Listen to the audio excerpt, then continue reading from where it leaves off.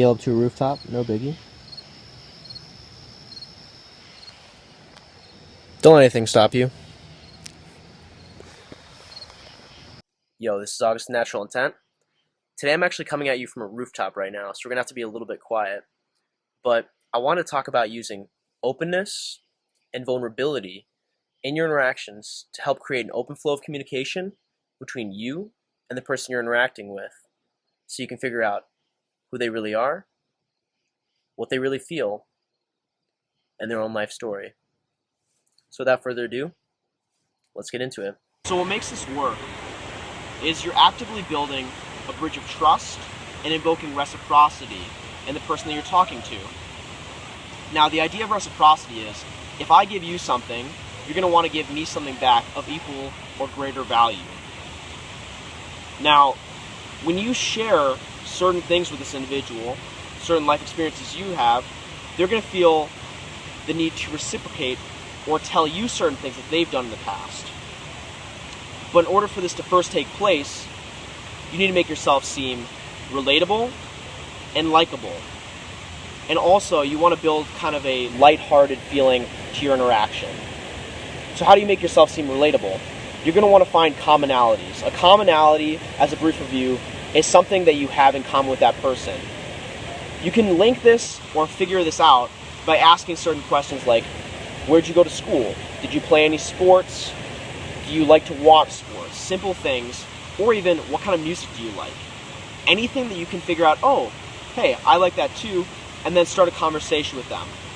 Now the trick is, you want to get them talking, and then also talking about past events that got them into that certain thing. Things that they might have done when they were a kid. Because the farther back you go, the farther you can get into their own life story, and that'll accelerate the rate at which they trust you with personal information. Now, after you've established commonalities and gotten the person talking, you're going to want to keep them talking using something known as a verbal nudge. An example of a verbal nudge is, yeah, okay, Now, it sounds really simple, but the whole point of a verbal nudge is to show the person that's speaking that you're listening and that you're actually paying attention to them. Furthermore, it encourages them to continue speaking. You'll see this naturally take place in a conversation. Now, the whole point of this isn't to be fancy, it's just to keep them talking.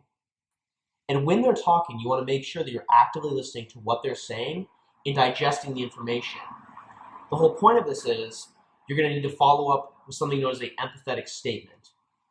So you're saying is a perfect stem to open into an empathetic statement. A more advanced empathetic statement is say, okay, blah, blah, blah, and then just go into it. So if someone were telling you they had a rough day at work and that maybe their boss is yelling at them, you'd say, so you had a rough day, or you had a rough day. It sounds like you had a rough day. That's when you eliminate the stem sentence and becomes more sophisticated. Again, it sounds very simple, but the thing is, you don't need to be complex. People aren't always going to be the best communicators. That's because they're normal. They don't practice this kind of stuff. You're going to become an exceptional communicator by actively knowing about these things and practicing them. Now, a few quick things before I go. Whenever someone trusts you with personal information, it's going to be a lot easier for them to be hurt by you.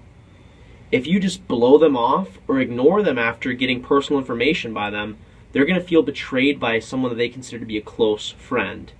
So you need to be more cautious about how you deal with them. And they're going to want to talk to you even more in the future because they're going to see you as a close friend now. The next thing is, whenever you're doing this, don't come at it from a point of manipulation or like you're trying to get something. You should genuinely want to get to know the person.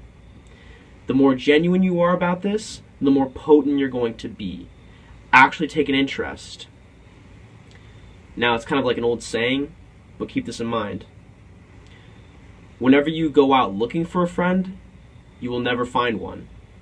When you go out to be a friend, you will find friends everywhere. That's all for today.